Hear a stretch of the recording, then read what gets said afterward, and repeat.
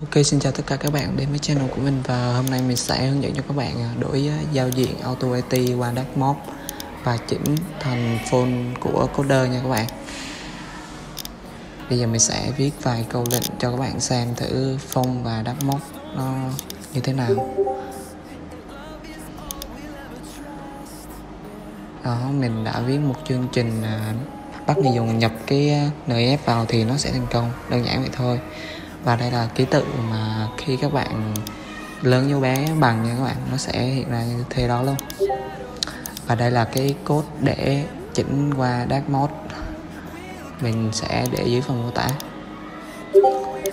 Rồi bây giờ các bạn vô tool, tìm cho mình là cái đó, cái đó CSS config, xong các bạn vô general 2, rồi nhìn cái đường dẫn ở đó, xong các bạn truy cập vào thư mục đó, chọn vô cái st user property á, open with, chọn là notepad này các bạn.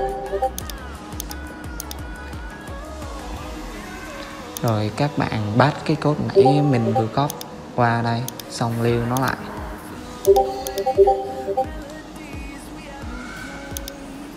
Rồi bây giờ đến là phần chỉnh font nè, các bạn lên Google search là Ion Brand Mono nha, xong các bạn bấm một cái link đầu tiên,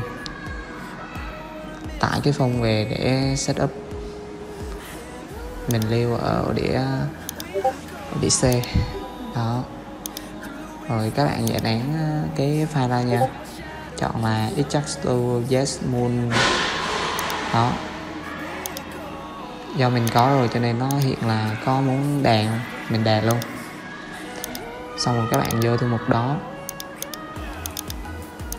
đó, rồi các bạn bấm Ctrl A hoặc là kéo chuột và qua kia, các bạn bấm install nè. Đoạn này mình cài lên nên mình không cài nữa nha. Xong các bạn qua lại cái st config nữa, các bạn làm theo mình, Yes Brand Mono, và font style thì để regular, bấm save and apply là các bạn đã có một cái giao diện Dark Mode và font dành cho edit nha. Chúc các bạn thành công.